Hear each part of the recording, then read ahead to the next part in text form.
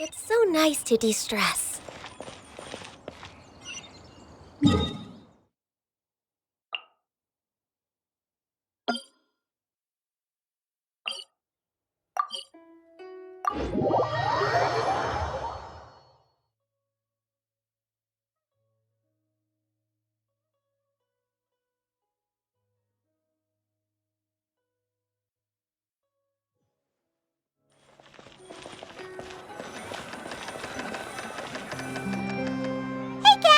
It's us. Got any new commissions? Specifically one with a huge more attack, perhaps? You know we're worth it. For quality work and speedy results, choose Paimon and the Traveler.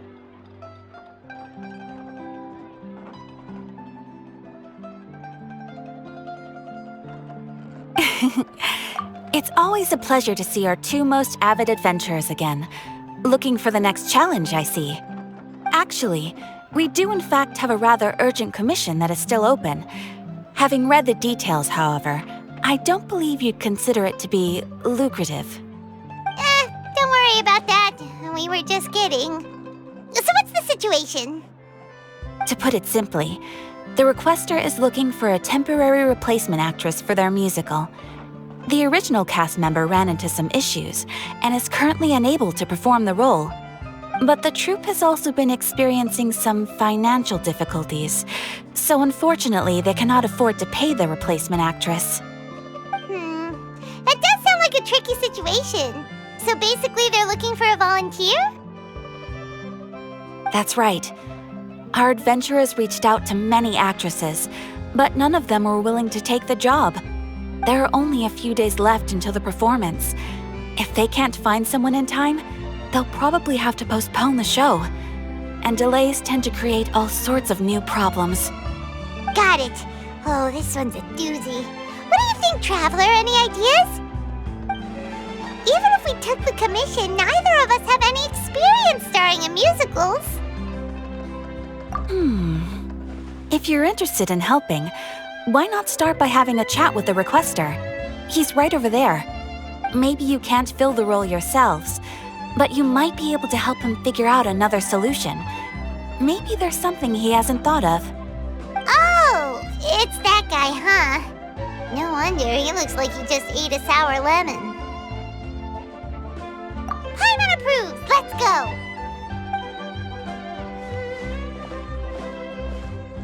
Hello there, are you the guy looking for a new actress?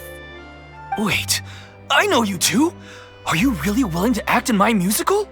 Wow, sounds like we're pretty famous in Fontaine already. But to answer your question, neither of us have any experience in musicals. But we heard that you're in a bit of a bind, so we figured we could at least try to help you think of a solution. Ah, I see. It's okay. I knew that asking for a volunteer was a long shot. If we can't find someone to step in, we'll have no choice but to cancel the show. It would be such a shame. That's the thing. We're not some high-profile theater troupe, just a group of amateur enthusiasts.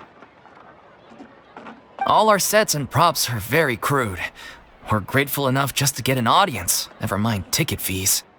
If we had a way to make this profitable, things might have turned out differently. But now, it looks inevitable that we'll disband. Disband? You're splitting up the troupe? Oh, I guess the lady at the Adventurers Guild didn't tell you? Yeah, this is supposed to be our final show together as a troupe.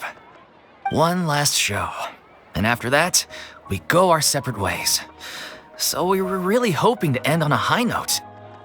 Nobody wants things to just fizzle out. Not after all the time and effort we've invested into it. Yeah, the leading lady, in fact. She's been dealing with a chronic illness ever since childhood, and unfortunately, it flared up again recently. It really drains all her energy, so she's in no state to perform. The show just won't be the same without her. But for everyone else's sake, I still hope we can find a way to hold the performance on schedule. Got it. We have a clearer picture now. Let's see if we can come up with any ideas. What if we sponsored the show? Traveler, how much more are are you carrying? Please, there's no need to go that far. I wouldn't feel right asking such a huge favor, and I can't promise that we'd ever be able to pay you back.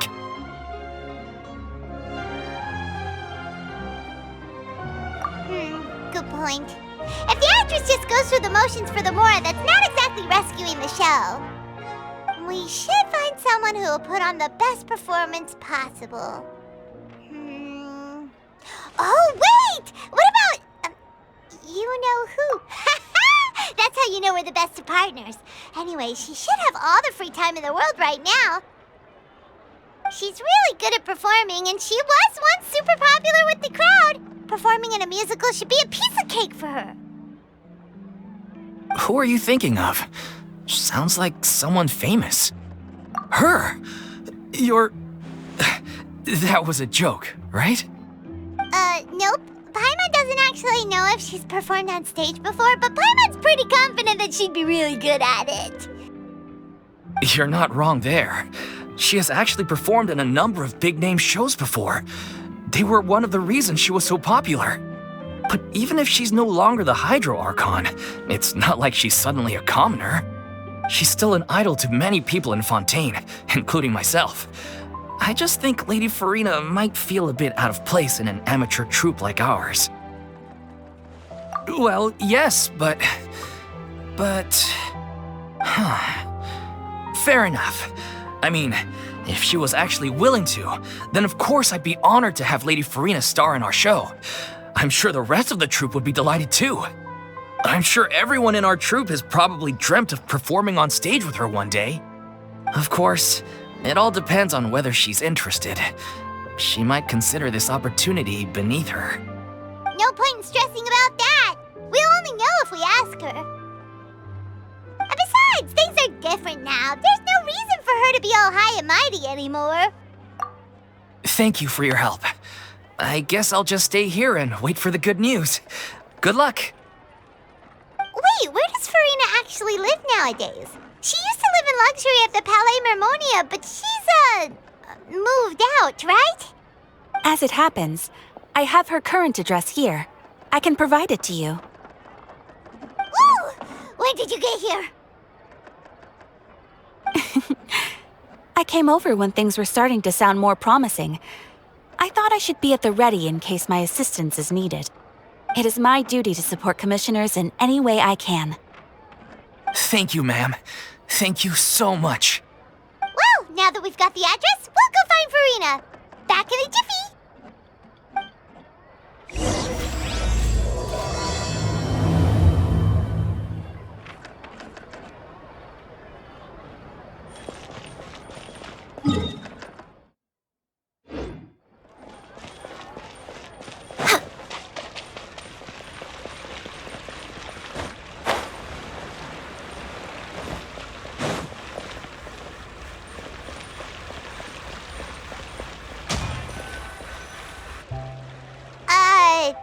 Did Catherine really give us the right address? She lives here? Not that there's anything wrong with this place. It's just, a bit of a step down from the Palais Mermonia. You know, it's common courtesy to make sure the homeowner isn't an earshot when you're denigrating their abode. Ah! Okay, when did Poppy Got a Thin Air become all the rage? First Catherine and now you? I was just out on a shopping trip. I ran out of macaroni, so I went to grab a few more bags. I used to have a much wider range of choices when it came to food, but now I'm finding that simple, traditional home cooking can be quite delicious too. Not at all. As long as you have different kinds of sauces in, you can have macaroni and tomato sauce one week, macaroni and bolognese the next. Oh, sounds like you're really struggling to cope. How rude! Questioning my cooking skills. The audacity! It's not like I have a very eventful life these days. Actually, I barely leave the house. So I don't see how it's unusual that my meals are a little simpler now too. Besides, I'm sure I could master dishes like la lettre focilor or blubber profiteroles in no time, if I felt so inclined. Ah, there it is. You don't know how to cook. Not yet, maybe, but... Anyway, what are you even doing here? I do hope you didn't come here just to ogle at my fall from grace. Let me first be clear that I'm not taking guests at this time. So if you're just here to clown around, then please be on your way. Shoo! Sorry! We're sorry! Please don't be mad! Yeah, exactly! What the traveler said! Paimon wasn't trying to make fun of you. Hang on a sec, you weren't exactly holding back either.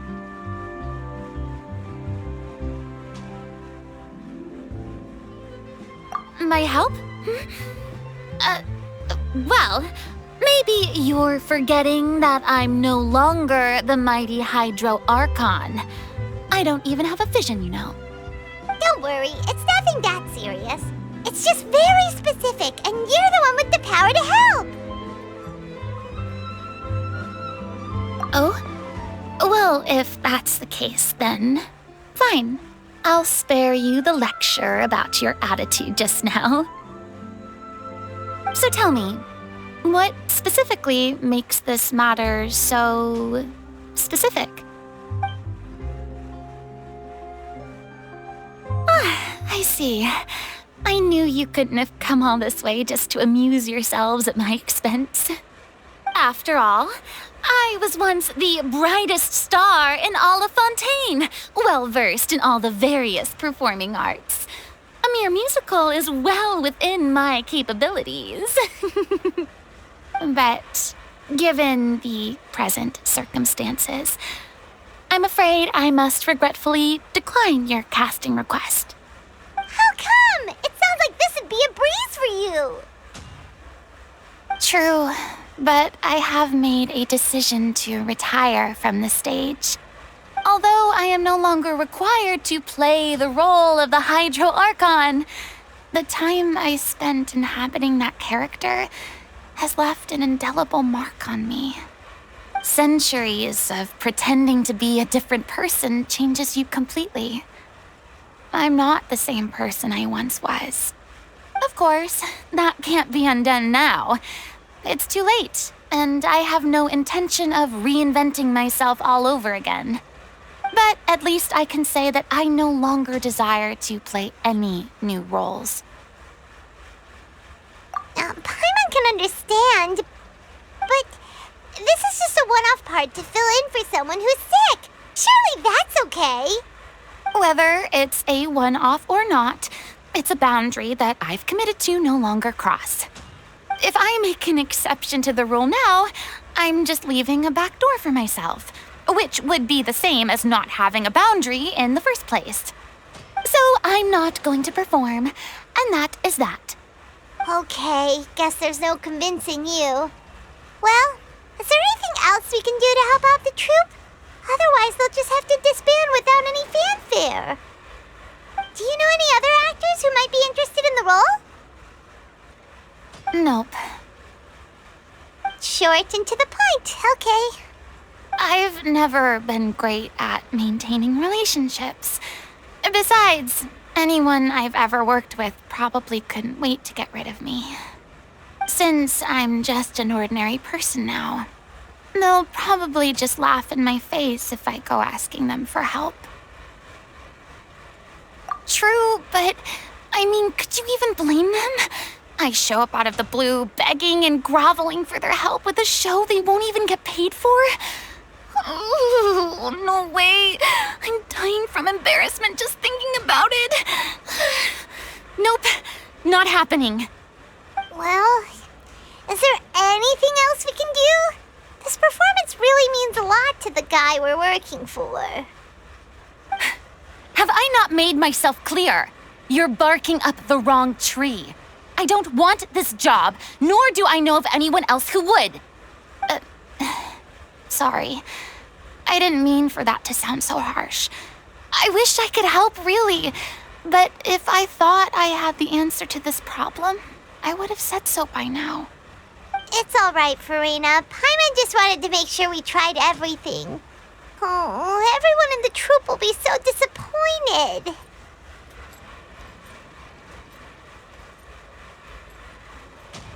Yeah, I guess that's all we can do now. All right, then. We'll see you around, Farina. Toodaloo to you, too. I'm going home to take a rest now.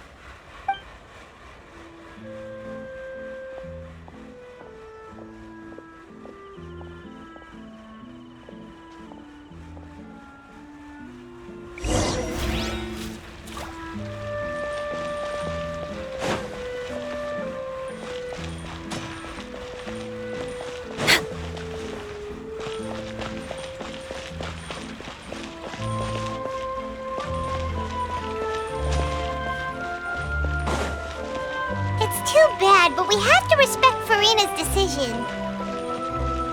Maybe the thought of performing brings up too many painful memories now.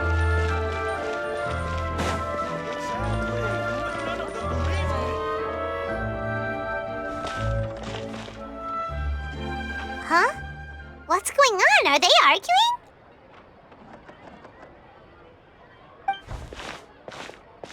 That's besides the point. I'll ask you again.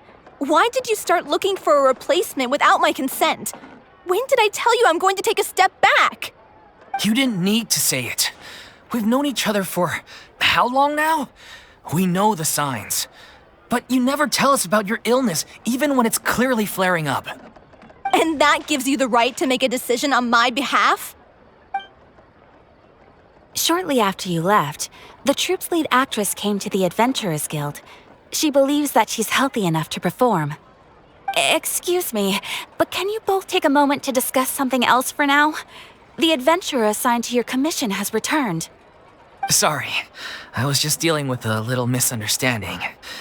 So, how did your conversation with Farina go? Sadly, it's a no from her. We tried to persuade her, but she wasn't having it. She doesn't want to play the role for personal reasons. I see. Well, circumstances have changed a little, so maybe that's not such bad news after all. You see, our leading lady has just informed me that she's well enough to make it to the show after all. Staging the musical with the full original cast was always the dream, of course. Oh, right! Sounds like everything worked itself out then.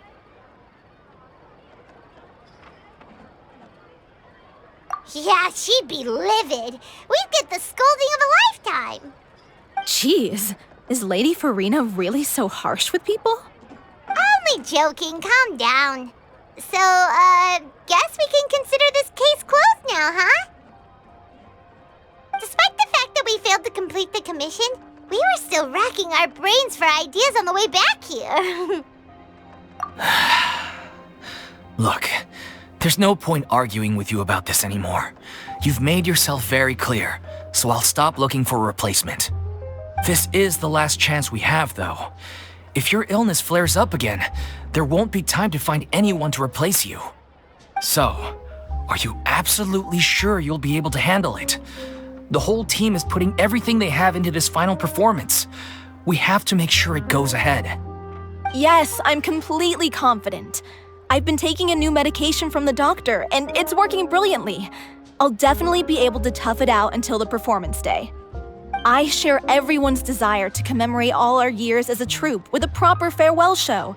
So the last thing I want is to be left out. Every one of us thinks of this troupe as their home, myself included. You're right. I'm sorry. I let myself get too worried about the show. I should have asked for your permission first. All's well that ends well. Sounds like the show will go on.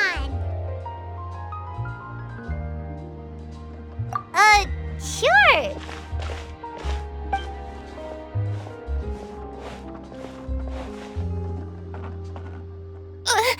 Hey, how did you...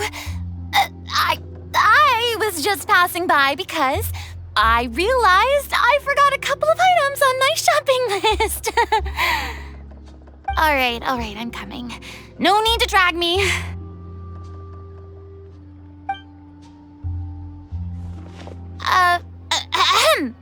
Hello, one and all. I couldn't help but overhear your conversation just now. Farina? Didn't you say you were gonna take a rest at home? What are you doing here? I was just ever so slightly concerned about the situation you mentioned. Yes, a teensy bit concerned, that's all. When you came to talk with me earlier, I jumped right to explaining my position and said some strongly worded things. And all before I even had a full grasp of the situation. Anyway, I just feel a bit bad about how it went down. I'm sorry, Paimon. Oh, it's totally fine. Paimon didn't take any of that personally. You really have a knack for asking the most uncomfortable questions, don't you? I felt very sheepish, having had a change of heart after flatly refusing you. And then, to make matters worse, you caught me.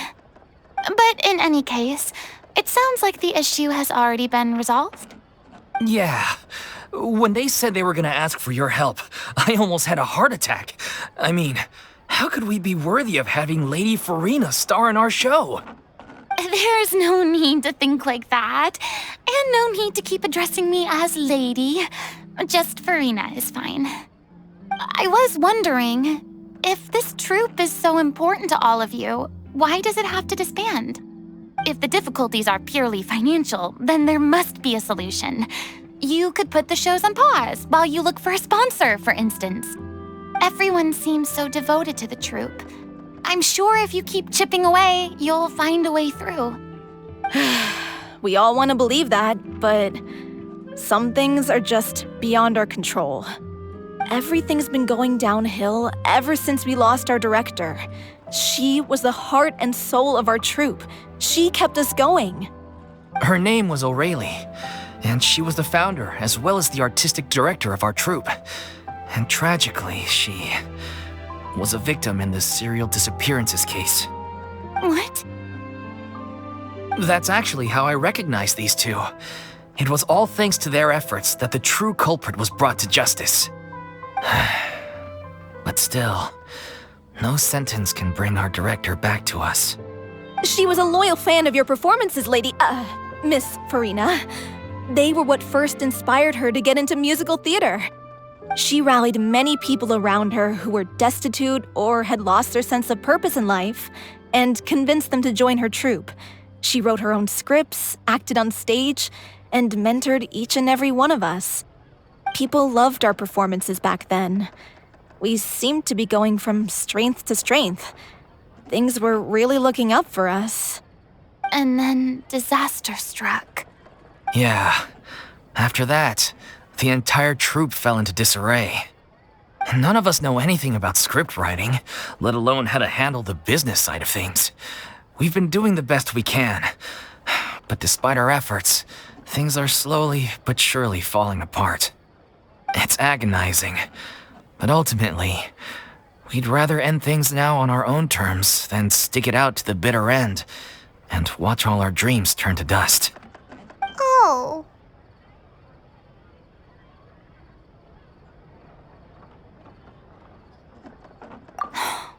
What a terrible waste. A gifted artist from humble beginnings who achieved so much and no doubt had much more to give. And then her life was so cruelly taken. I suppose it's fair to say then that this final show, besides being your farewell to the stage, is also your final gift for her? Yes, exactly. We all miss her terribly. Well, good thing I followed the traveler here. After hearing this tragic tale, I can no longer stand by and do nothing. Farina. I know what you're thinking, but I by no means plan to cross the boundary I've set for myself. Besides, they're no longer looking for a replacement anyway. I can, however, provide some artistic guidance from the vantage point of a highly experienced audience member. But only if you feel this is something that would help, of course. Oh, most definitely. We'll take any guidance that you can give. We unfortunately don't have any budget for a consultant, though. Will that be a problem? I don't need any compensation. All I'd ask in return, if you're willing, is that you tell me some more about the life and work of your late director. Something I've begun to realize since my departure from the opera Epicles is that there's a lot you don't see when you observe everything from on high. The law only judges criminal behavior and does not weigh human emotion. The court's verdict can settle the question of criminal liability, but what about all the unresolved emotions of the parties involved? What happens to them?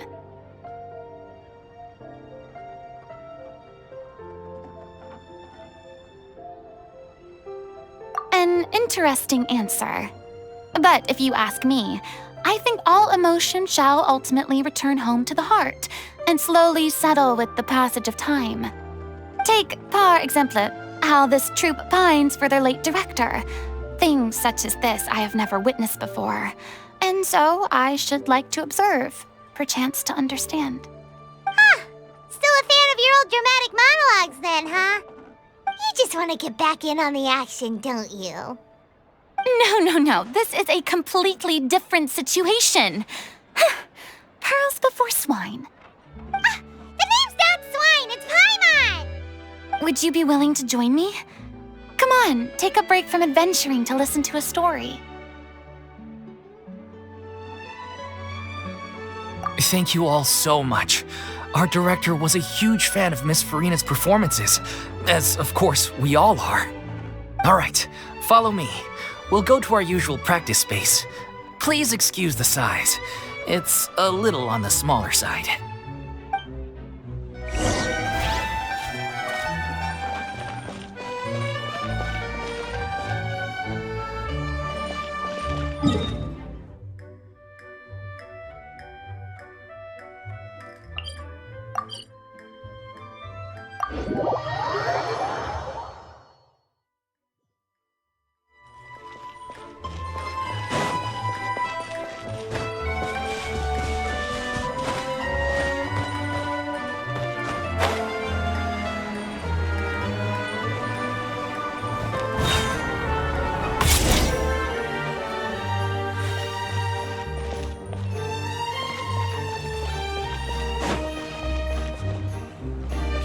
Find that balance.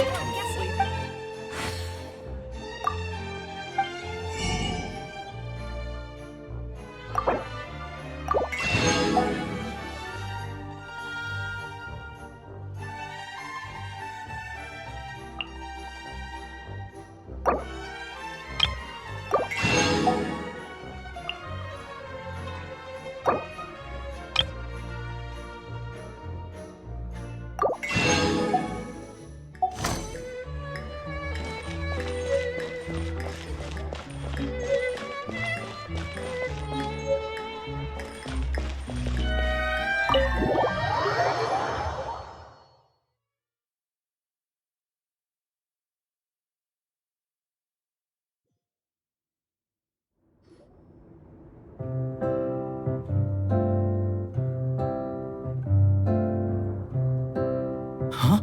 Lady Farina? What's Lady Farina doing here? Hello all. Allow me to explain. As of today, Miss Farina will be supporting our production of The Little Oceanide in the role of artistic consultant. These two over here are the ones that made it possible. They kindly reached out to Miss Farina on our behalf. I'm sure they need no introduction. You bet! That was the trial of the century! You helped bring our director's murderer to justice. We can't thank you enough. Oh, please don't mention it. We're just here to join in on the fun. So, you were saying The Little Oceanide? Yeah, that's the name of our final show. It's an unfinished script left behind by our director. One of our greatest regrets is that she never got to complete it. So, if we can bring it to the stage and make it a successful show, we can all take some solace in that. Wait, but if it's not finished, then...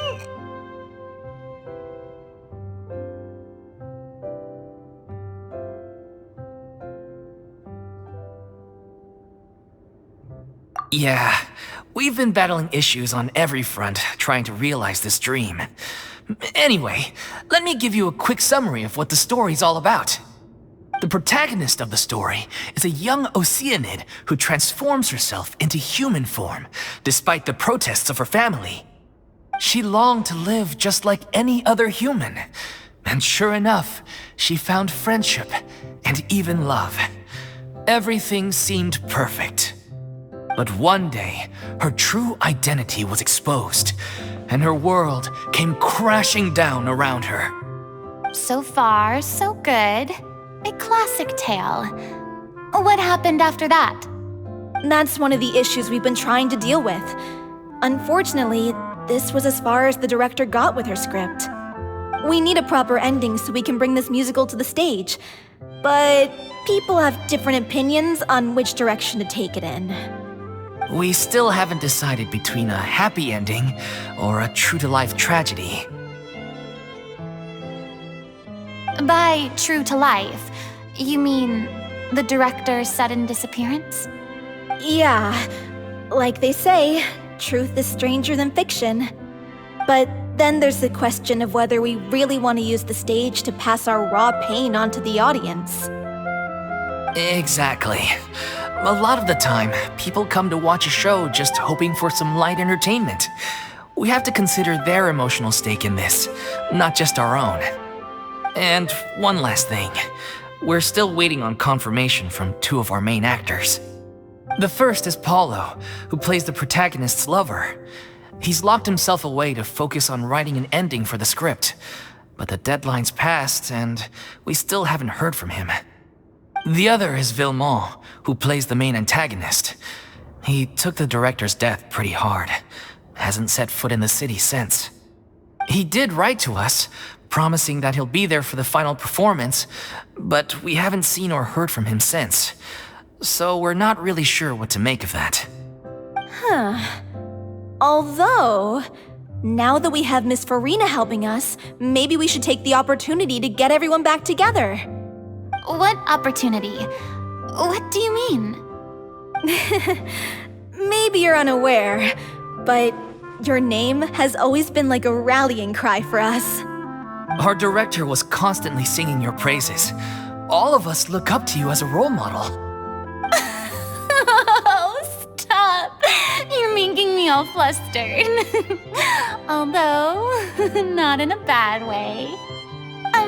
I suspect the reason they're dragging their feet is that they have their doubts about whether the show will really go ahead, considering all the issues you've been facing. But one by one, all the obstacles are being removed. Now is the time to rally the troops. Makes sense. Okay, priority number 1, let's check in with Paulo and see where he's at with the ending. He went back to Poisson a few days ago, said that staying in a friend's home might help him to relax and escape the feeling of isolation. I thought the last thing his friend would want right now would be to take visitors, given that Poisson was flooded not too long ago. But I guess it's the opposite. A friend in need and all that. Yeah, maybe he could use some company. Poisson? Nothing. I suppose my presence will be indispensable if we are to restore his faith in the show. So, allons-y. To Poisson!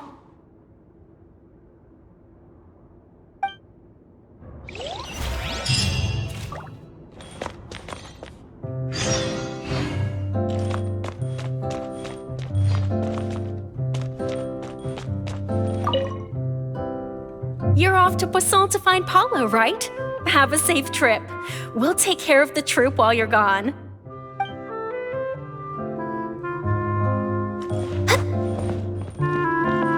Pressure's on now. We gotta make sure we're fully prepared.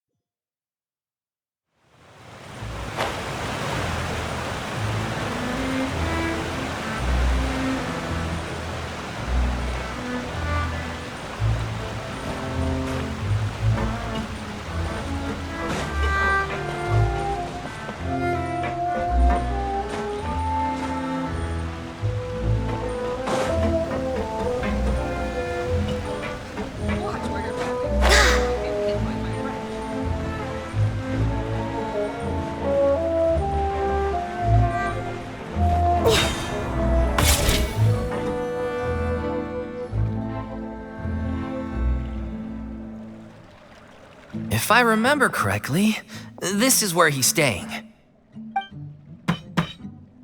Who is it? It's me. Is the script ready? You came all the way here for that?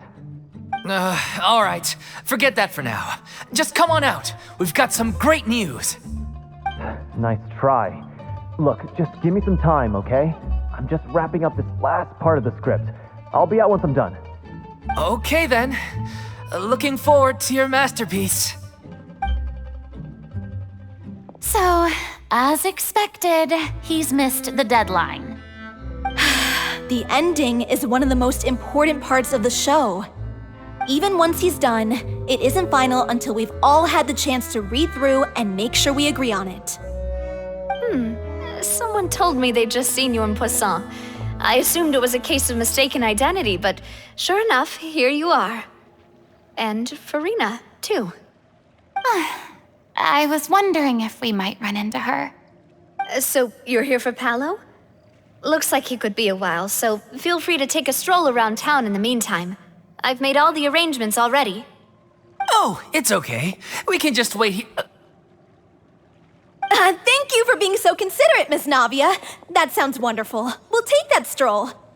Get over here, you! How oblivious are you? How are things in Poisson now? Any better? Things are on the mend, but it's a slow process. Some people may never recover from the trauma they experienced. I'm sorry to hear that. I wish there was something I could do. Please, must our conversations take such a depressing turn every time we meet? We all have painful memories, but we don't have to let them cloud everything we do. And if you're trying to make a new start, perhaps it's best if you don't bring up the past all the time. Thank you for your words of comfort. You make a very good point. But for now, at least, I think I should stay with the way I'm feeling for a while longer. It's okay. These things take time. Moving on from a painful experience is easier said than done. Which brings me to why I'm here. I thought you should probably know that not everyone here is ready to forgive and forget after the Hydro Archon's inaction in the face of catastrophe. To avoid upsetting the peace, I told the townspeople that everyone here is a member of the theater troupe, and that you are just an actress playing the role of Farina. It's not a perfect solution, but hopefully it means you won't have to lie low while you're here. That's so thoughtful of you, Navia. Well, what do you expect? I am the courageous and considerate president of Spina di Rosula, after all, like my father before me. Anyway, that was all. Look after her now.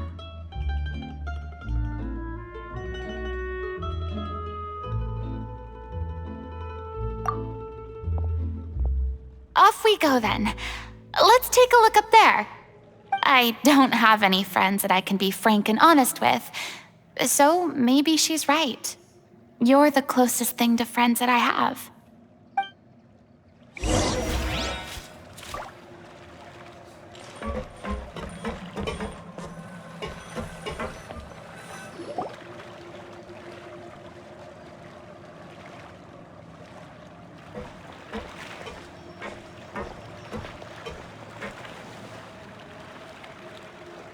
I'm so grateful that Miss Navia was so understanding. To be perfectly honest, I didn't know if I was ready to meet her. It's always easiest to just run away from your problems. But that never fixes anything. You can't get around the obstacles without facing them. So that's why you were nervous when they brought up Poisson. Yeah. I'd be lying if I said I wasn't scared of coming back here. Still, I felt it was something I had to do. As I was saying before, I want to see for myself the things that I never could in the past. I'd be overjoyed if the people here could find it in their hearts to forgive me. But they're more likely to unleash a tirade of vitriol against me, which, of course, I completely understand and accept.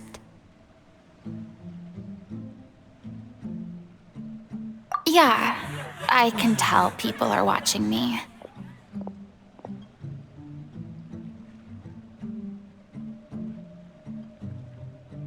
I'm sure some people here see the idea of someone coming to Poisson dressed as the Hydro Archon as extremely disrespectful.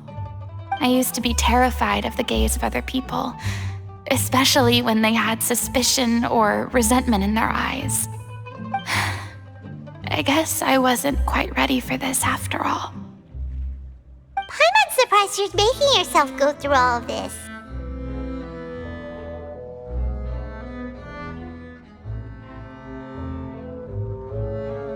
What do you mean by that? You expected me to just keep running and hiding from my responsibility forever? Look! There seems to be a crowd gathering over there. Probably time we made a move. How about we check out Spina di Rasula's ship?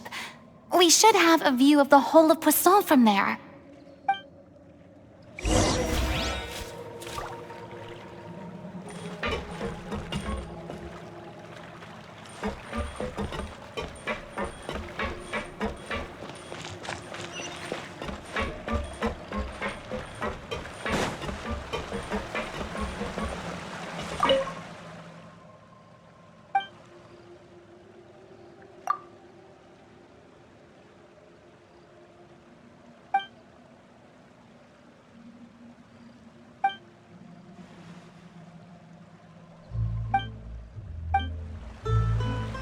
I seem to have a knack for this kind of thing.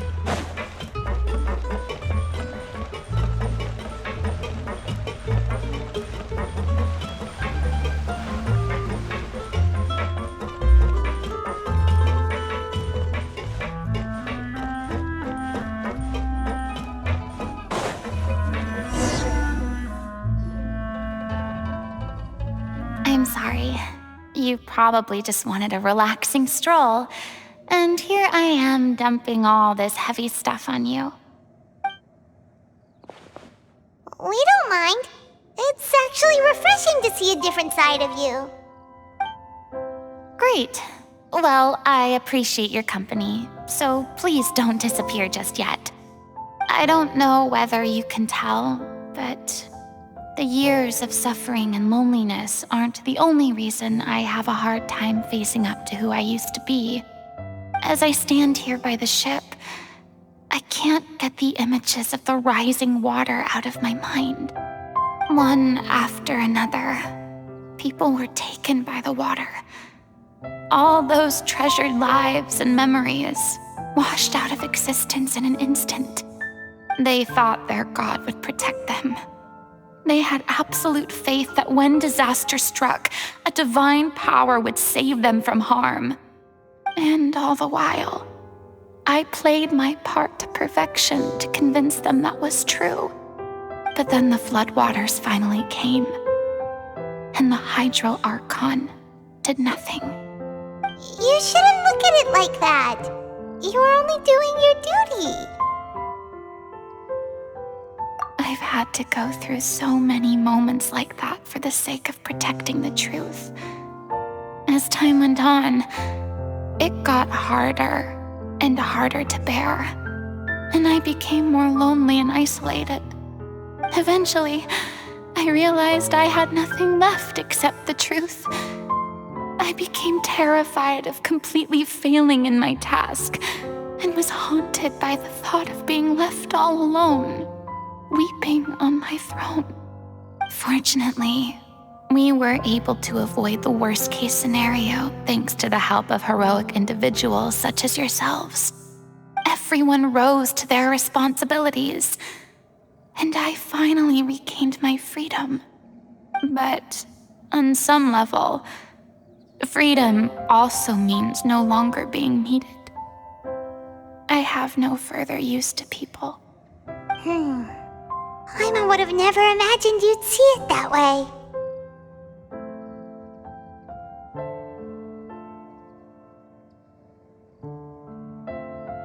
A reward?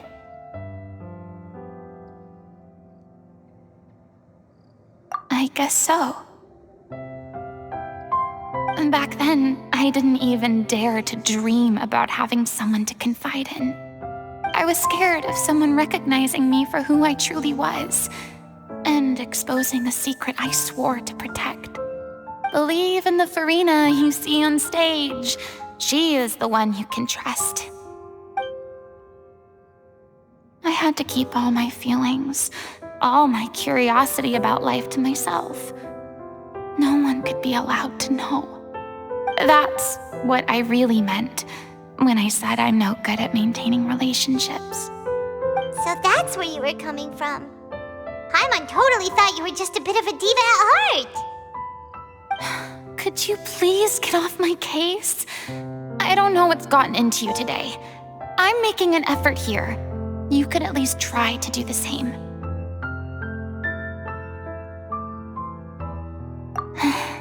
I do.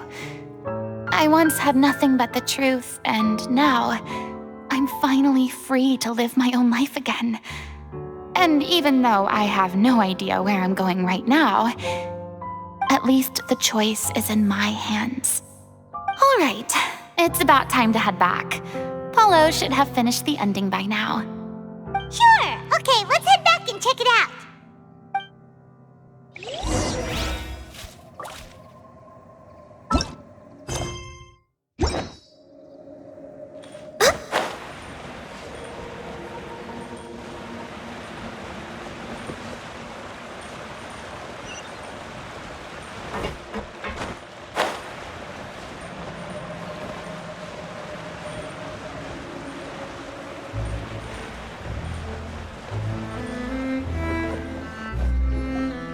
Didn't you say you needed to watch what you eat? You're supposed to be cutting down on fried foods, not wolfing down copious quantities of fish and chips, you know? Come on. It's not every day we get to dine at Spina di Rosula's expense. Can you believe how generous she is? I'm not about to pass on free food. Anyway, my character doesn't need to be slim and good-looking. That's your job. Are you kidding me right now? It's not your character's health I'm worried about, it's yours. I've spent my whole life battling the effects of ill health, and it kills me to watch you willingly ruin yours by filling yourself up with junk all the time. Oh no, looks like they're arguing again.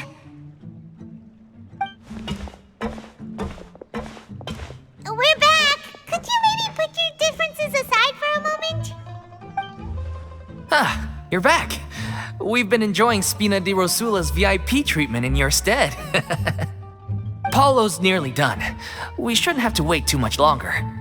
Great! So you were discussing your characters, right? We heard she's playing the oceanide who turns into a human girl. What about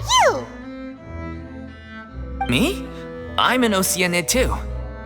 He was originally supposed to take the form of a crane, but he outgrew that role. Well, the costume at least. So now he's playing the boar instead.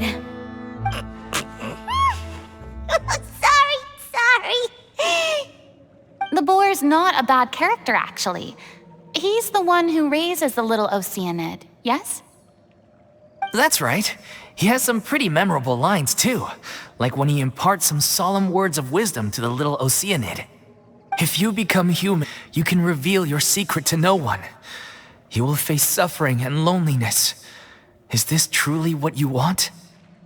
Wait, that sounds kind of familiar. It's the most important line in the whole script. I think it's a symbolic statement about our director's life and legacy. She kept quiet about all the trials and tribulations she faced in running our troupe, allowing us to devote ourselves fully to performing. It was only after she was gone that we realized how tough her job really was. You mentioned earlier that the troupe is like your home. Yeah.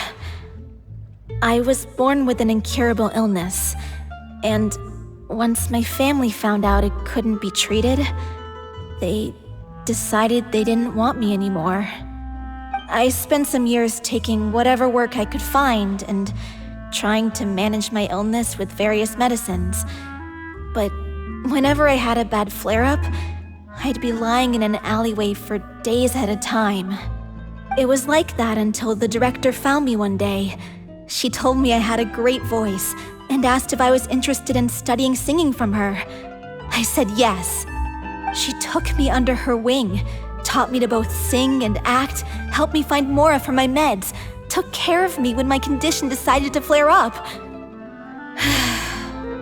I know it was all a huge burden on her. She sounds like a really incredible person. She really was.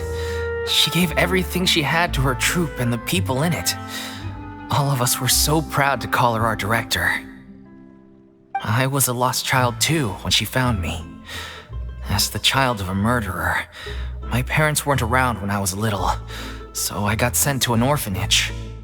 The other kids were always picking fights with me. They'd say things like, "Come on, you must be pretty tough if you're the son of a murderer." It was just to taunt me, though. I was an easy target, and they knew it. One day, I got beaten up so bad that I just couldn't take it anymore, so I ran away. I lost all faith in humanity by that point. Thought the whole world was out to get me. Let me guess. Fortunately, the next person you ran into was the director. Yeah, for the first time in my life, I was somewhere I felt safe. And I promised myself I'd stay here until the day the group parted ways. The day you hoped would never come. How times change. Oh, you're finally done? Get your butt over here. There's someone I need to introduce you to. This is our new artistic consultant, Miss Farina. Farina? The Farina? Oh my god, how did you manage to wrangle that? Please, the honor is all mine. I was profoundly moved to hear about your troupe and your wonderful director. I just wanted to do something to help. Same here. Even so, this is just... Oh, wow. I'm sorry. I'll try to calm down. Now, where was I? Ah, yes, the script, of course. Let me give you a rundown of how the story unfolds in my version of the script. I'm sure you're already familiar with the beginning of the story. A little oceanide decides she wants to become a human against the wishes of her family. She finds love and friendship in the bustling city. But then, disaster strikes. The people start to notice that all the fresh water in the surrounding area is slowly disappearing. The soil is becoming arid, plants and flowers are withering, and the people begin to panic. The little oceanide, Cleo, and her lover decide to do something about it and investigate the truth of the matter together. In the end, they discover that all the waste and pollution created by humans over the years has caused the fresh water to flee the land, as if driven by a consciousness of its own. Consciousness? You mean the water is sentient? Water as a conscious entity. There's actually quite a few stories that explore this theme. Since the little oceanide is a water spirit, she immediately understands how the water is feeling. She then tells her lover about her true identity, as well as the truth behind the crisis. Her lover accepts her for who she is, and works with her to find a way to bring the water back. However, unbeknownst to them, there were some people eavesdropping when she revealed her secret. The little oceanide is accused of being directly responsible for driving the water away, and faces the greatest dilemma of her life. And then? In the end, she makes the brave decision to sacrifice herself to save her lover, and the rest of humanity. Huh? But didn't they all treat Cleo like a villain? Why would she want to save them after that? Well, she mainly wanted to save her lover, plus everyone who'd stood up for her. Through her love for her human partner, she was able to find an even greater love, one that extended to all of humanity. Surely the biggest strength of Cleo's character. There's actually something else that bothers me. You know the protagonist is supposed to represent the director, right? And she never had the chance to become a hero in our world. If we're serious about dedicating this show to her memory, we should make the ending as true to life as possible. What about if the little oceanide is hounded to death by people who hate her, her lover makes sure her secret never gets out, and humanity continues down the path to extinction. That sounds like too cruel of an ending to me, and perhaps a little irresponsible to present to the audience. That ending would be a perfect mirror to Director O'Reilly's death, both arbitrary and meaningless. On the day when she went missing, Director O'Reilly had instructed us all, somewhat out of the blue, to leave the court of Fontaine and wait for her outside the city. We waited and waited at the rendezvous point, but she never came. By the time we returned to the city, she disappeared without a trace. We looked for her. The Gardamex looked for her, but she was nowhere to be found. Increasingly, all the signs seemed to point to her being the latest victim in the serial disappearances case. The director was the kindest soul in the world, yet she was senselessly sacrificed for the sake of a so-called experiment by someone who had nothing to do with her at all.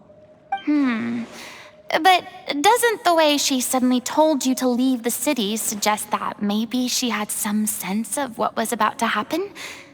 It almost seems as if she was moving you to safety. I've been trying to follow up on that ever since, but all my efforts so far have turned up nothing. Villemont might know something, but he won't open up to me. Villemont? The one who's playing the role of the villain? Yeah. He's been overwhelmed by grief. I think the director's death hit him hardest of all. Grief? Guilt, more like. Also, I have a hard time imagining that anyone took it harder than me. Because, well, speaking of the play being true to life, I was deeply, madly in love with O'Reilly. What? You kept that one quiet. It's time to be upfront with you all. No more keeping secrets from each other. We'll never be able to agree on the ending if we can't be honest about how we feel. I did tell her how I felt once, but she turned me down pretty much straight away. She said that we were all like brothers and sisters to her, and she'd never considered us as potential romantic partners. Not that it came as a shock or anything. It was what I was expecting to hear. So I told her I'd always be there for the troupe, and I'd always be there for her. I said, maybe one day in the future, when everyone's settled into their own lives and on the up and up, and managing the troupe no longer required her constant attention, well, maybe then she could reconsider what she really wanted in her life. And now, that day will never come. Oh, Paulo. So if I'm the one writing this ending, then I'm gonna make sure it does right by O'Reilly. I won't let anyone get in the way of that. In that case, you have to straighten things out with Villemont once and for all, face to face. We've all had our differences of opinion over the ending, but those two have never seen eye to eye on anything. One of them has to compromise if we're ever going to reach a final decision. Well, if that's where we're at, looks like it's time to go visit Villemont. Are you ready to face the truth? Honestly, I'm slightly terrified. But for the sake of our final performance, I'll do whatever it takes. Funny you should ask, though. You really do get what I'm going through right now. I certainly do. Come on, everyone. Allons-y!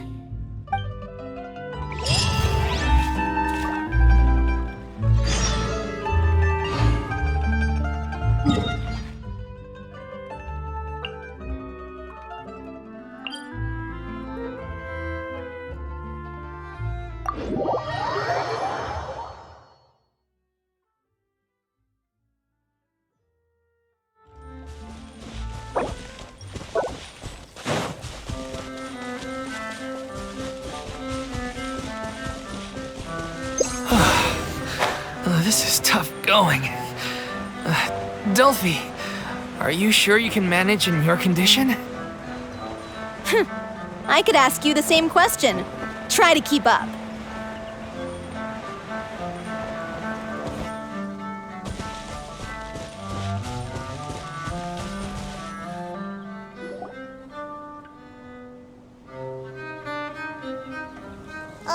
As if this journey wasn't tough enough already without a roadblock.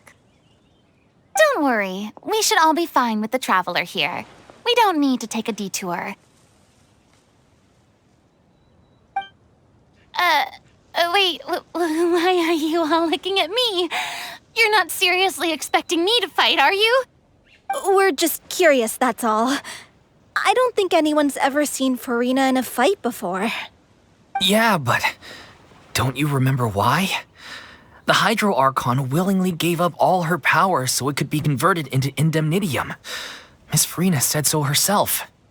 Precisely. And I'm not even the Hydro Archon anymore, so all my power is gone anyway. As much as it pains me, unfortunately, I should just stay put.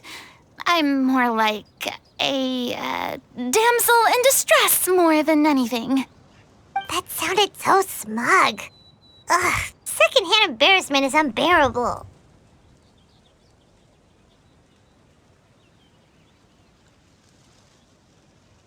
C'est la vie indeed. Alas, I am forced to watch on helplessly as a more brave and seasoned adventurer than I swoops in to save the day. Aw, too bad. I was so pumped to feast my eyes on fight mode Farina. Sorry to leave all the heavy lifting to you. Don't worry, piece of cake.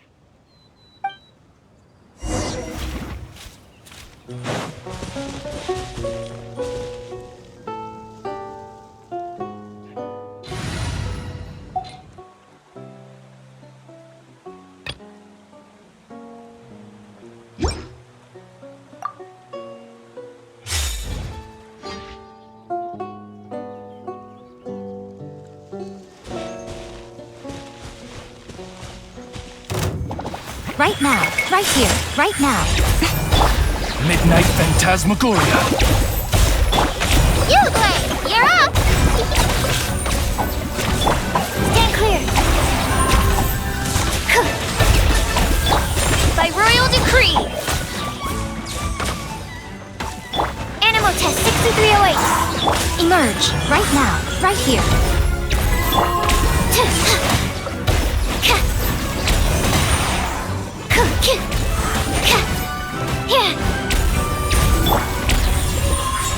Right now. Don't be scared.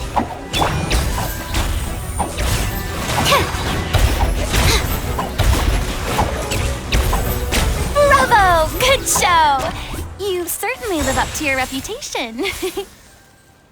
Yeah, thank you. Anyway, the path is cleared now, so onwards and upwards.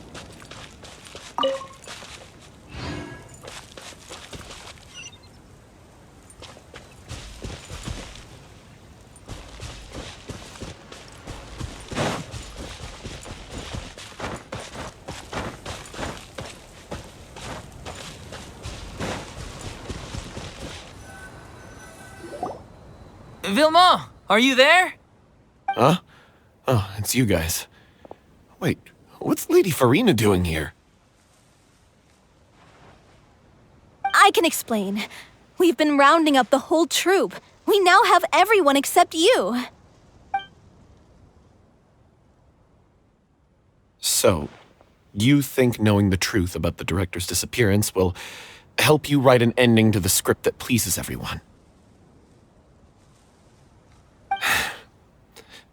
I care just as much as everyone else about making the little oceanide a success. That's why I wanted to wait until after the show. If I open this can of worms now, I just don't want to make things difficult between us. We're supposed to be a unit when we're on stage. Viamant, avoiding the truth will not help anyone. Unless you mean to suggest that Aurelie's death had something to do with you. I don't want to talk about it. Listen, Viamant. I used to think that my love for Aurelie was a point of shame. I never brought it up to anyone. But now, I've made up my mind to put it all on the table. I'm prepared to face everything, to sacrifice everything for the sake of the show. The little oceanide cannot be complete unless we do justice to Aurelie on an emotional level. This is why people think of you as not being the smart one. As you all know already, the troupe was kept afloat not from ticket sales, but donations from the audience. Of course, that was nowhere near enough. We took on side jobs when we weren't performing, but even then, the troupe's financial situation was pretty dire. So, anyway, one day after a show, a merchant came to me and offered us a huge sponsorship. In return, we just had to provide the audience with their drinks during performances. It seemed like a win-win, so I said yes to it on the spot without consulting the director.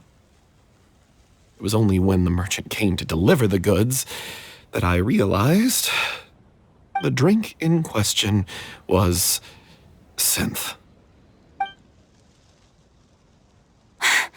Isn't that the drink peddled by the culprit behind the serial disappearances case? I freaked out when I saw the boxes, and I told the director everything right away. She was completely shocked as well. But she didn't reprimand me for making the decision without consulting her. Instead, she contacted the merchant and stated that the troupe could not agree to this collaboration. The merchant was furious, berated us for going back on our word, and threatened to sue us for damages. The amount was astronomical. There was no way we'd be able to pay. And then? I was going to sort it on my own, but the director stopped me. She said that this was an issue for the whole troupe and it wasn't my fault. But things only got worse from there. The synth merchant just wouldn't let up, and then suddenly the director told us all to leave the city one day. I knew then that things must have reached a boiling point. I admit this whole thing was my mistake. I didn't dare to tell any of you the truth back then, and after the director disappeared, I was even more afraid to say anything.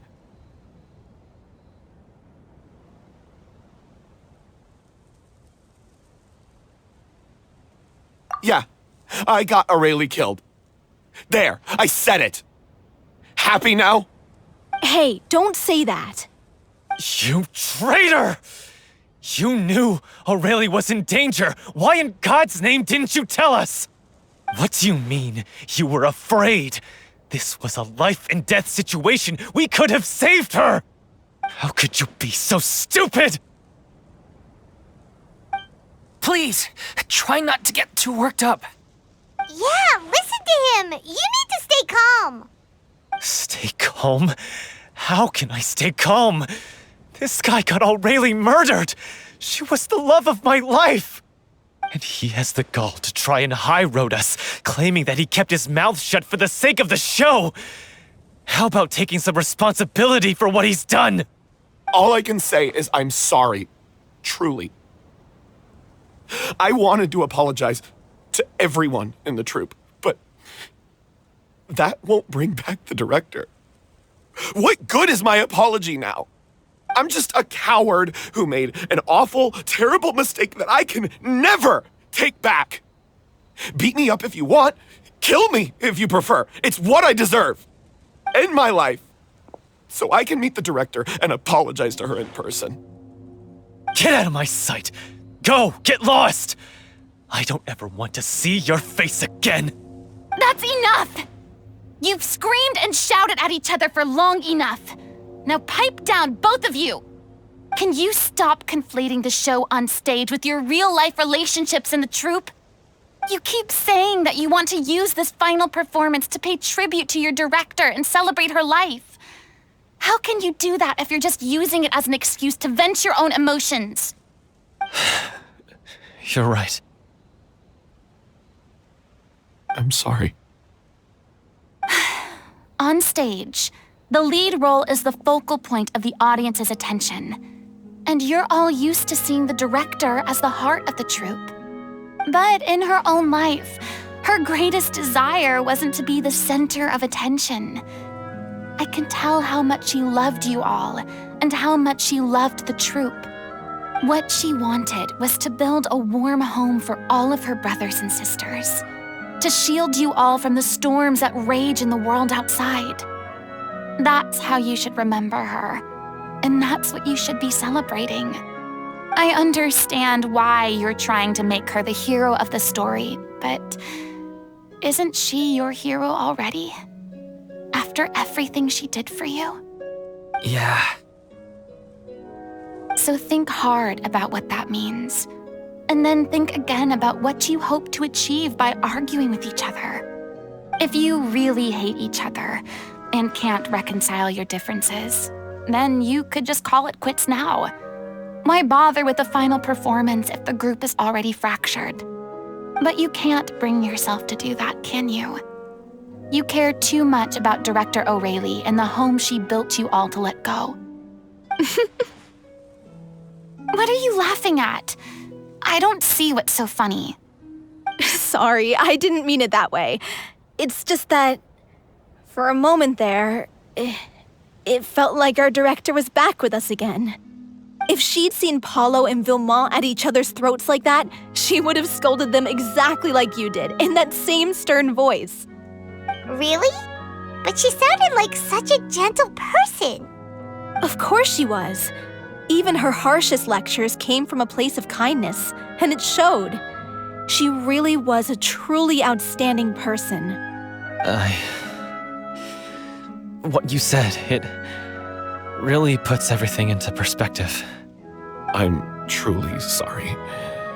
I really meant for this to be a genuine apology, but I ended up making it all about me and my self-pity. It's all right. Let's save all this for after the performance. So, the ending. What are we gonna do about it? Clearly, everyone needs to take a step back for now and reflect on what really matters. When emotions are running high, things get lost in the fray. The end of the story needs to focus back on O'Reilly herself. She's the true star of the show.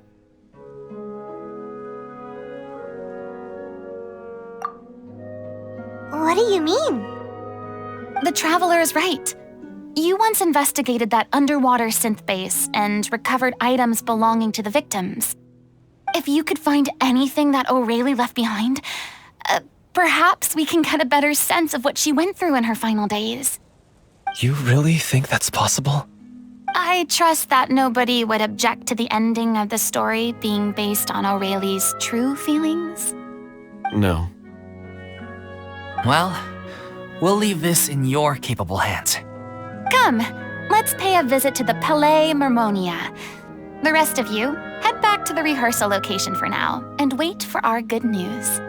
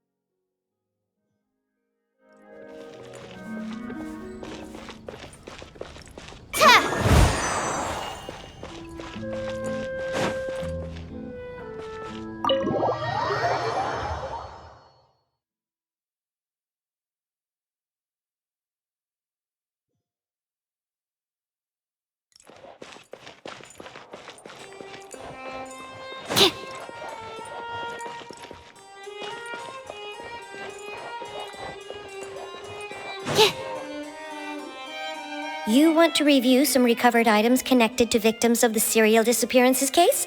But, that case has been closed for quite a while now. Still, since you were the ones who discovered and submitted the evidence in the first place, you don't actually have to submit an application. Okay, please hold on. I'll have someone dig them out.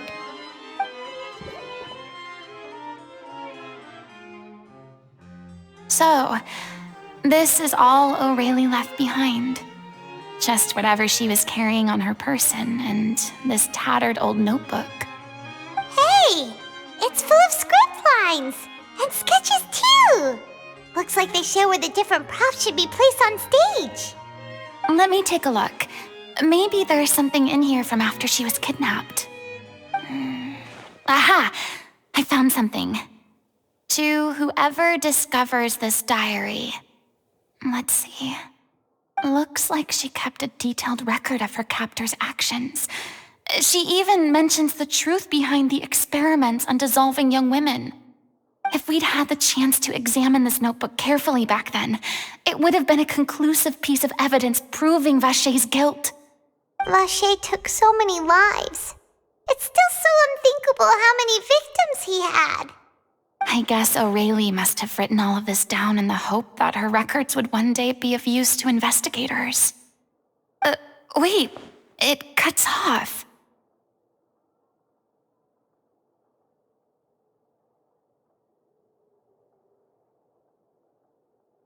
Her handwriting here gets patchier and more illegible by the line. She probably didn't have much strength left. Her final words are... I'll let you read them for yourselves.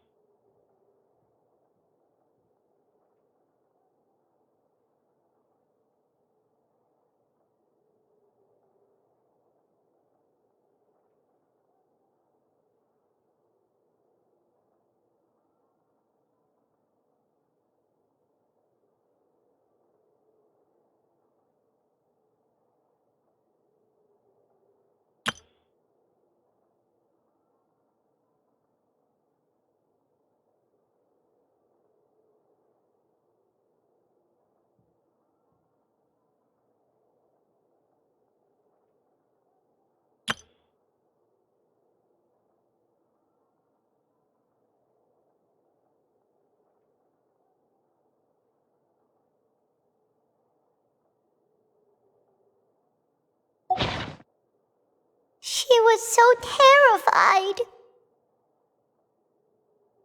She may have been a mighty hero in the eyes of her troop, but at the end of the day, she was only human.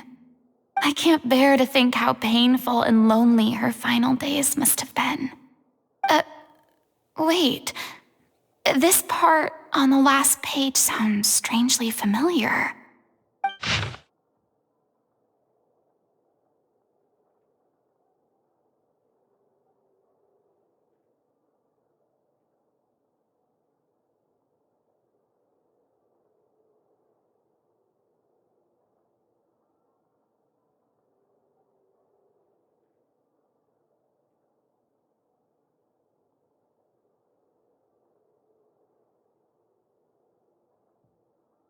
If you become human, you can reveal your secret to no one.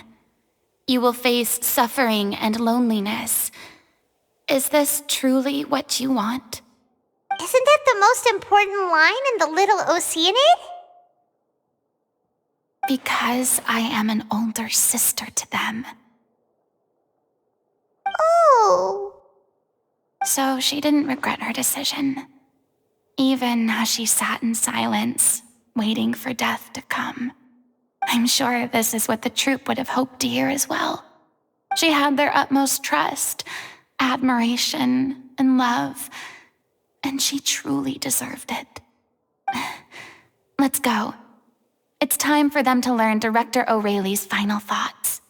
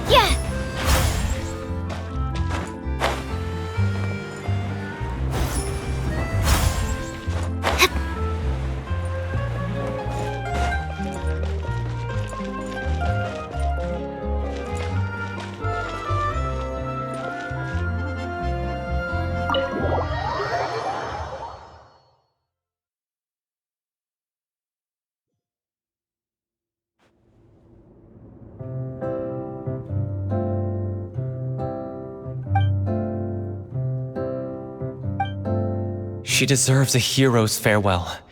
If that's the only way to convey to the audience the courage and selflessness that she showed in the face of death, then it's a meaningful way to end the story. Even in the last moments of her life, she was still leaving a trail for others to follow. She did her best to protect as many people as possible, even if it meant sacrificing herself. We know what choice our little oceanide would have made now. I don't think any more discussion is necessary. Well, Vilmont, if we put the past aside for now, do you think you can bring yourself to go ahead with the show? I will channel all my regret and put it into my performance, to make this a show worthy of our director. I won't ask for your forgiveness, and you don't need to worry about my feelings. This final farewell show should be about Director O'Reilly and her alone. Then it seems like we've reached a consensus. I have a feeling that this will turn out to be the most mesmerizing performance of your lives. Really? How can you be so sure when you've never even seen them perform before? Don't underestimate my experience. After watching a countless number of musicals, I've learned one important thing. If you want to move the audience with your music, you must fully commit and immerse yourself in your role, pouring all your emotion into your performance. And aren't human emotions, love, hate, regret, and hope, just the most mesmerizing things in this world? I don't believe anybody could be more committed to bringing this story to life on the stage than they are now. Thank you for the vote of confidence, Miss Farina. And thank you for supporting us through all this. Then, let's not delay things any longer. We need to discuss the details of the ending and get it nailed down once and for all. Actually, before that, I'd like to make a proposal. During the curtain call, please allow me to use the director's name instead of my own. Huh? But then... After all, this role was originally meant to be played by the director. I'm just filling in for her. Besides, a role commemorating her life should be associated with her name. Well, if you're sure you're okay with that, I have no objection to it.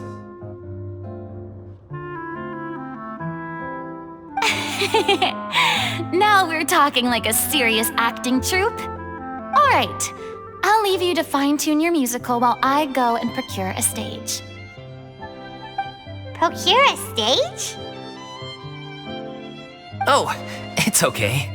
Our usual place doesn't need a reservation. That place? Oh, don't be silly. For an extraordinary show, we need an extraordinary stage. By which I, of course, mean the Opera Epiclese. Whoa, wait, what? No. That's never going to work. It's far too fancy for the likes of us. What are you afraid of? Surely you don't think that O'Reilly's story is unworthy of the grandest stage in Fontaine. No, that's not what I meant. It is supposed to be your grand finale, right?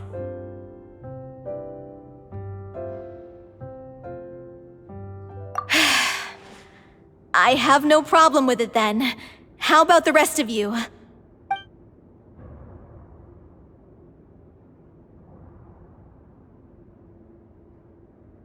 I'll take your silence as a yes. Thank you for giving us this opportunity. It really is a dream come true. Well, then don't disappoint me. If you mess this up, it'll reflect poorly on me too. Come on, we'll need to get the go-ahead from Nervilette. I know just where to find him.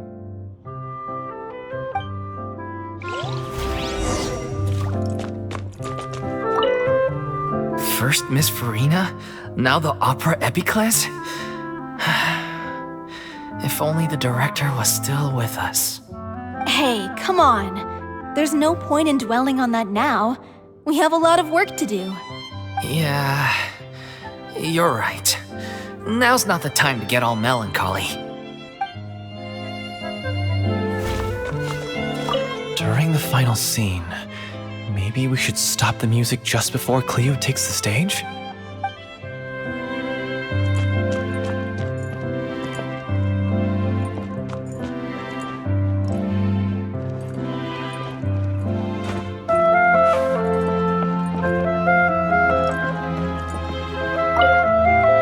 Best of luck to you.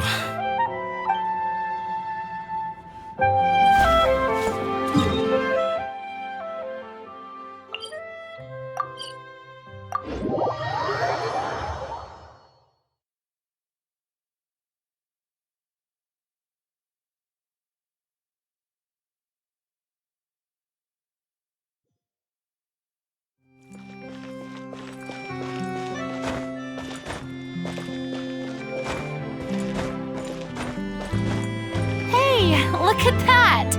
Looks like I guessed right. You were just guessing?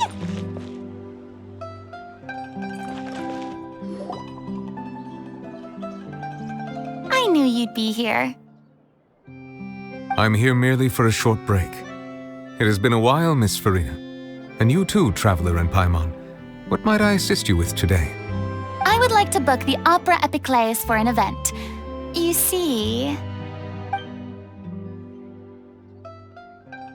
I understand. The process for booking the Opera Epiclese is complex and can be somewhat cumbersome. But given that the request is coming from the three of you, I see no reason to make things unduly difficult. The story of the little oceanide is most fascinating. I'm looking forward to seeing it performed on stage. I will say, however, that I am surprised to see your passion for the performing arts rekindled after all that has happened. Huh? What do you mean? Do I look excited?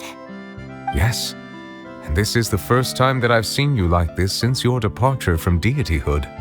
At first, I just felt bad about rejecting them, so I wanted to learn a little bit more about their situation. But one thing led to another, and... well, here we are. In the past, we sat in our high chairs in the court, giving our opinions on isolated cases, all while knowing very little about the human stories behind each and every one. Maybe it's because I finally become an ordinary person and gained my freedom, but I've developed a great sense of curiosity about their lives. I am truly delighted to see you find a new lease on life. Now that you've regained some confidence, have you had any thoughts regarding a return to the stage? Why would you suddenly ask a question like that? Well, if the Little Oceanide turns out to be a great success, it will no doubt become a classic.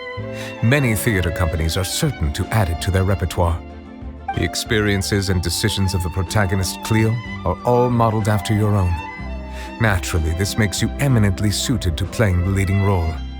It would truly be a shame if you did not take this opportunity to allow audiences to enjoy your outstanding acting talents once more. Haven't I already made myself clear? I won't act or perform in any role ever again. No exceptions. Nor do I think it is any great shame. There is no lack of fine actors or inspirational stories, either on or off the stage. This experience is a case in point. I feel like I've learned a lot, and it has already been well worth the price of admission. I must admit, though, I'm a little envious. They're quite fortunate to be able to bid farewell to their past in such a magnificent manner. I see. Well, I'm glad to learn that you have found a role to play that you enjoy, be it on the stage or not. I sincerely hope the show will serve as the grandest of finales. I will have my staff book the date and mail the relevant paperwork to the troupe once the details are confirmed. Thanks, Nervalette. You are very welcome.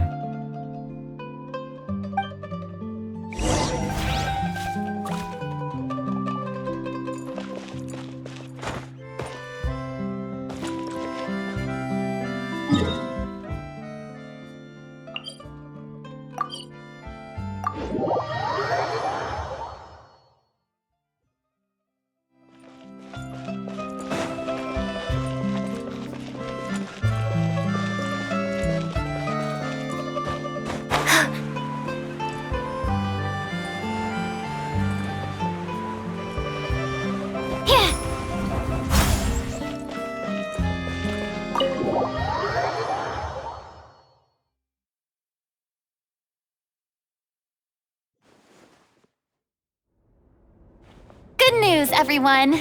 It's done! The Opera Epiclese is booked. Thanks to my eloquent and impassioned speech, Monsieur Neuvillette was moved to provide us with a fitting stage for this special performance. We've had to fight every step of the way for this opportunity, but we now have all of the ingredients necessary to stage a truly spectacular performance. A touching story, a magnificent venue, and last but not least, a passionate and dedicated cast. Now, let's work together and make this show the best it can be. This is truly wonderful. The sooner we can finalize the ending, the more time we'll have to rehearse. Fiamma and I just went over some parts of the script and tweaked a few things. I think it's really going to resonate with the audience now. Wow, you two had a constructive conversation? That's great! Communication is vital to any good performance. Look at us! We've come so far. I never could have pictured this scene a few days ago. It's amazing! Even though Farina's still being a bit of a drama queen about it all, she's really fired everyone up! Please feel free to give us any comments or suggestions you have. We really value your input. Hey, Loic, get over here. Time to practice the opening number.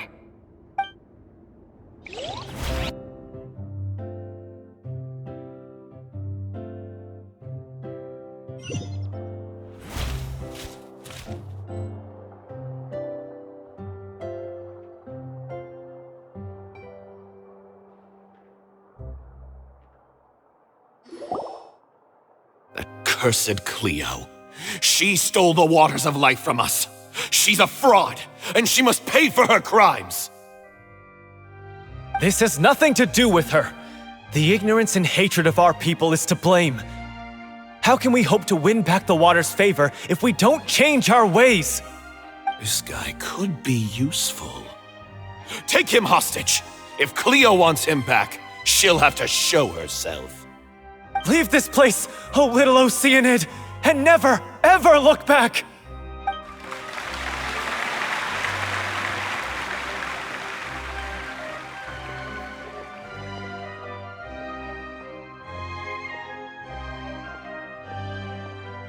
Everyone's really throwing themselves into their roles.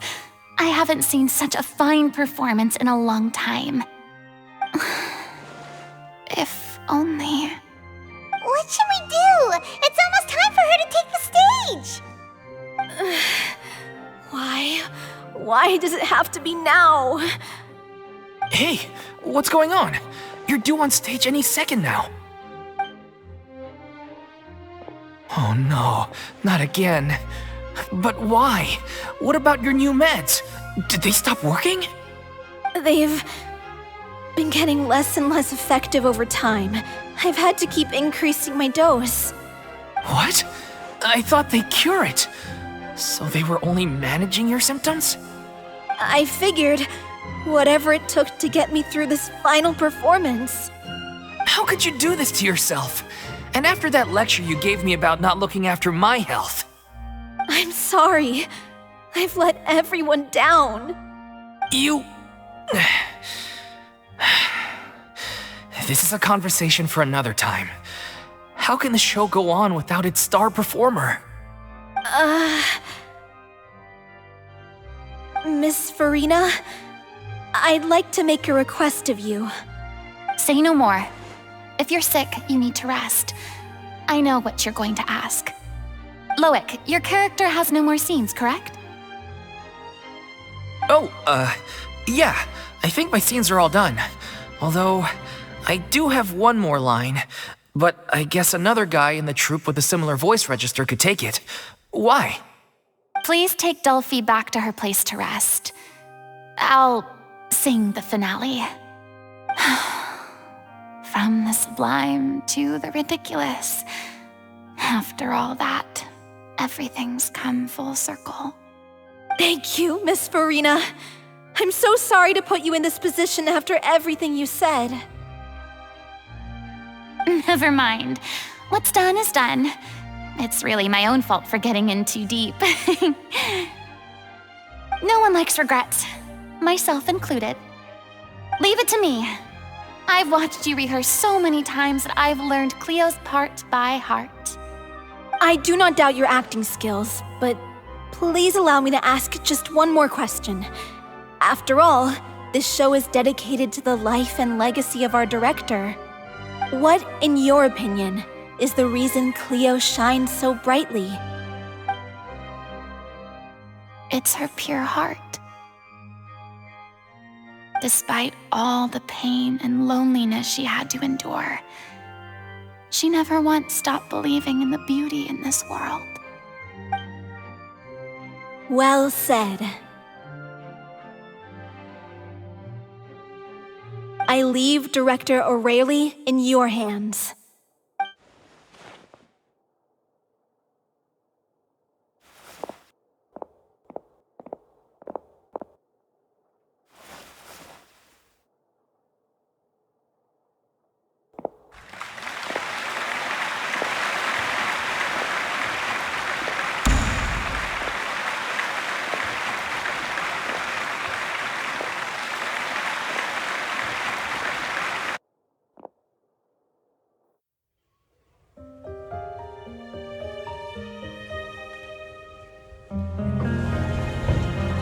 Is she here yet? When will she get here? She's not coming! You're wrong. She's here.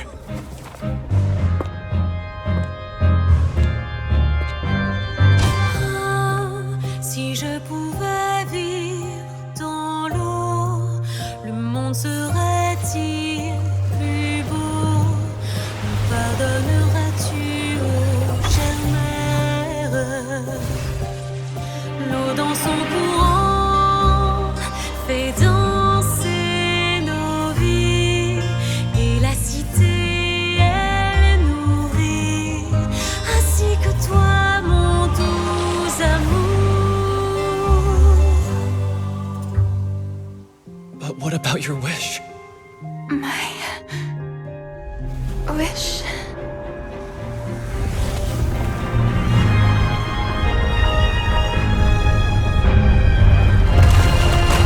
If you become human, you can reveal your secret to no one.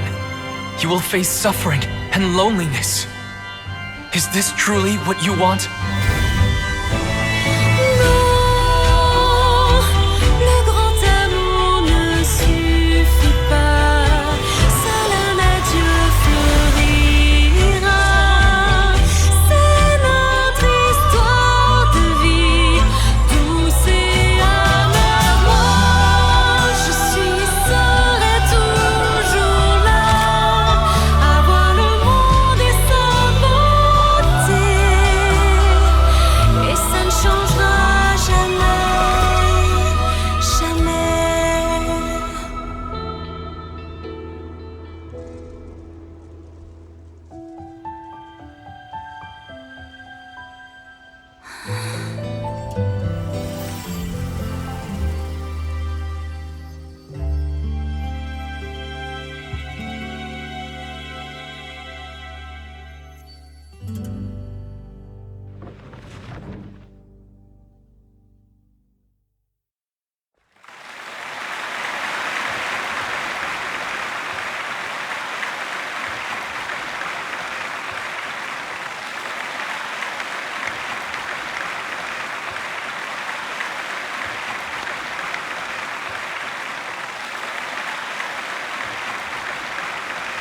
Is it just me?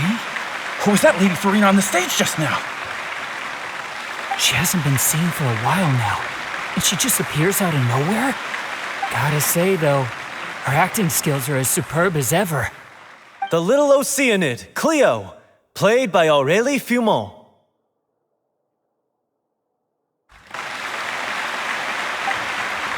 Wait, that's not her name.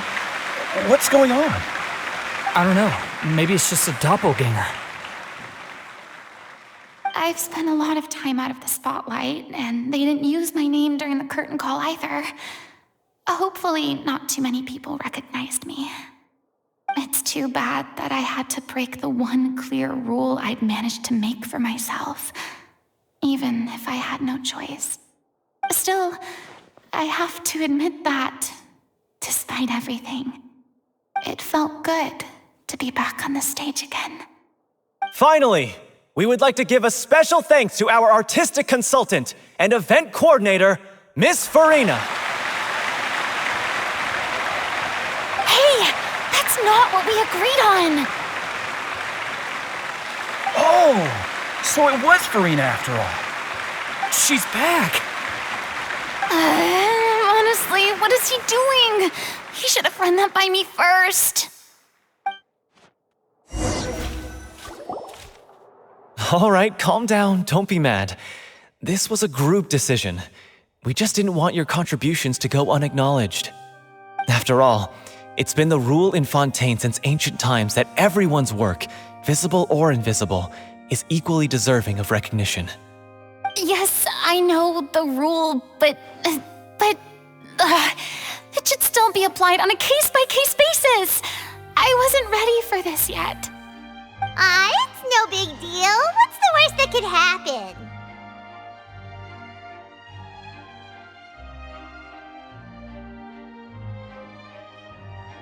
Oh, yeah? Well, since you think it's so easy, you can sign them for me. This is a great chat and all, but can we talk about that crazy thing that happened during the show? It nearly gave Paimon a heart attack. Paimon flew over to where she was supposed to be and was about to drop the prop vision, and then suddenly, a real one popped out of thin air! Oh, that.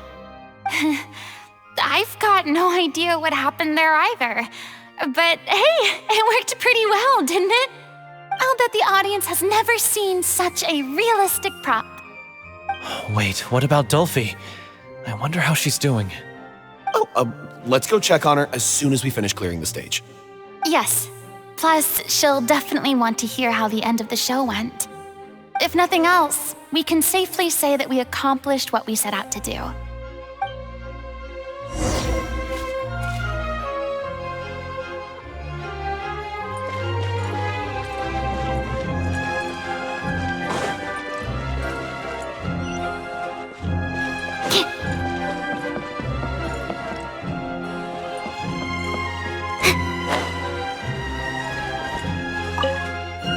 Did anyone see where Miss Farina went? Oh, I want to get her autograph, but I can't find her anywhere.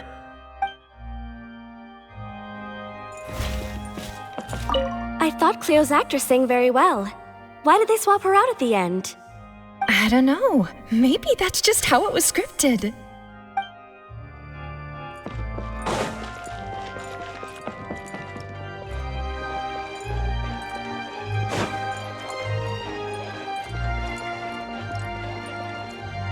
I wasn't expecting such an incredible performance from an amateur troupe. They didn't seem out of place on the big stage at all. Yeah, their technique could use some polish, but the performance in general felt very believable. Hit all the right emotional notes. I think it'll stay with me for a while.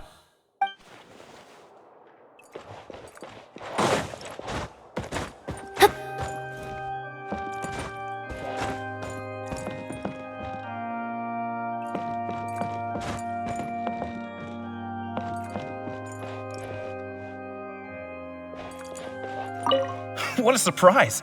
Seeing Miss Farina on the stage? This ticket was money well spent. Yeah, I agree. Say what you want about her, but she's flawless when she's on stage.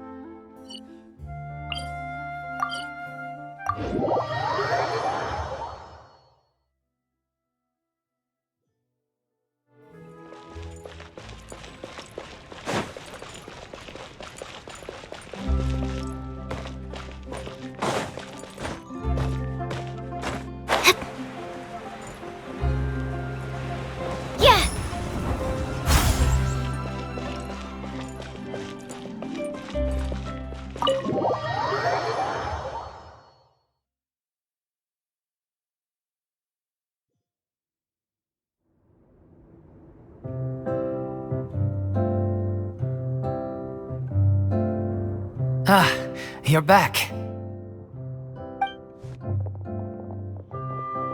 She's doing okay. Her condition stabilized after taking some of her original medication. From experience, though, I'd say she still needs a few more days of rest. How did the performance go? Was it a success? Did the audience like it? You'll be glad to know it was fantastic! Also, you're not gonna believe what happened while Farina was on the stage. You'll probably be able to read all about it in the Steambird first thing tomorrow morning. That's wonderful. I'm so sorry I failed to see it through to the end. I guess I was wrong to try and tough it out to begin with. No, don't worry about it. Like they told me after announcing my name during the curtain call, everyone's work deserves recognition. Even though you couldn't see it through to the final scene, the audience was very impressed by your performance. It's safe to say that you made your mark on this memorial show. Well, one way or another, we did it. I've had bad luck ever since I was born, so I never expect things to go smoothly in life. I'm just happy to know that we went out on a high note. That's all that matters. Blaming your bad luck again, are we? Maybe if you didn't push yourself past your limits so much, your illness wouldn't be flaring up all the time. Oh, don't you start. I don't have the energy to argue with you right now. Aw, you two clearly care a lot about each other. I don't know what you're talking about. You mean we never stop arguing with each other?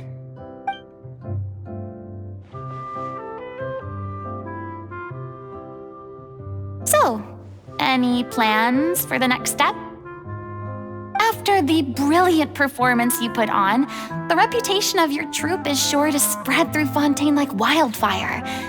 You won't have to disband if you don't want to. You could capitalize on the rave reviews and license out the little oceanide to the bigger theater troupes out there. That would do wonders for your financial situation. No, we should still disband. Yeah, it's what we all agreed to. After all that's happened, I should give you guys some space. But maybe our paths will cross again one day. Hey, don't just walk off!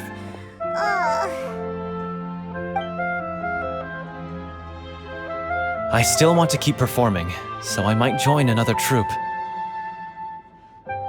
After watching Miss Farina's performance, I think I'm starting to understand our director's infatuation with musicals. You should do it. It suits you. I'd originally hoped to keep performing too, but I don't know if my health will allow me to. Oh, so now you finally got your priorities in order. I guess I'll hold off until you've properly recovered as well. What about you, Miss Farina? Any future plans? Well, frankly, I think a return to obscurity is no longer an option for me.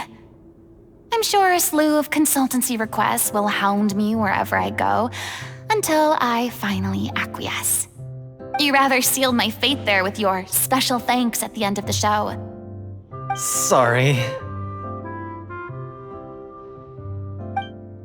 It's quite all right. No need to apologize.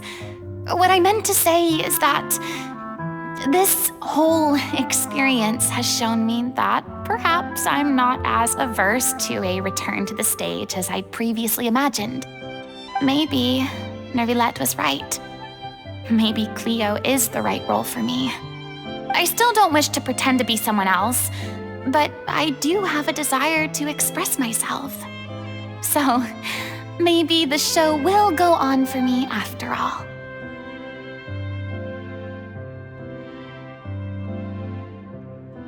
Yeah. There was once a time when I was an actress in a masquerade, seeking only to hide the truth. But from now on, I want to spend my time learning real stories about real people and how they touch the lives of others around them. I want to watch them blossom and wither, see them refined on the page, retold on the stage, and remembered long into the future. I'm sure this is what captivated director O'Reilly as well. Sounds like you're ready to stop running from your true calling.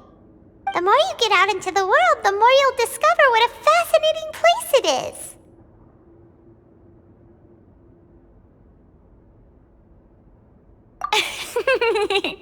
Then it's a deal. If a vision is a gift from the gods, then I should do my best to honor it.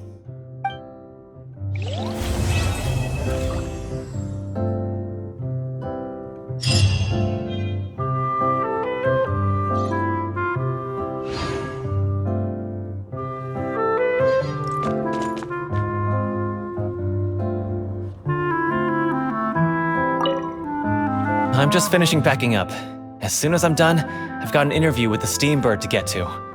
Thanks to all your help, this show was more perfect than we ever could have hoped for. But most of all, I want to thank you for giving me the chance to finally say farewell to O'Reilly.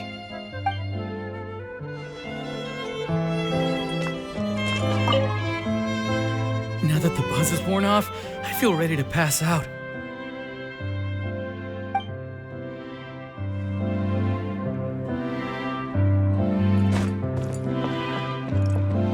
Thank you so much.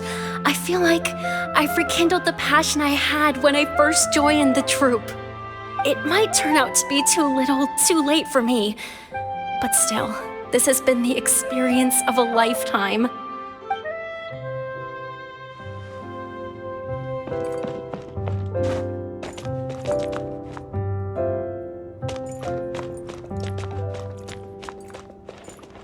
I mean, of course I have some regrets, but...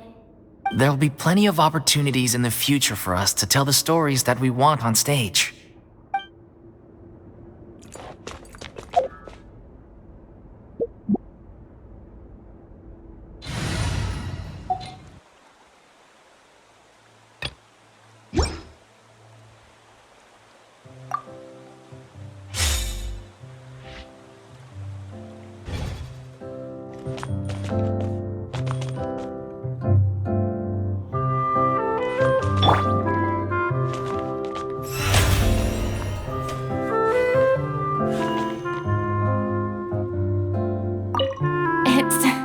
Ironic to think that in my whole time as a god, I could only ever dream of receiving this kind of power. And now that the gods have given me their blessing, it actually feels more like I'm finally able to take my fate in my own hands. Is that how humans feel about it as well?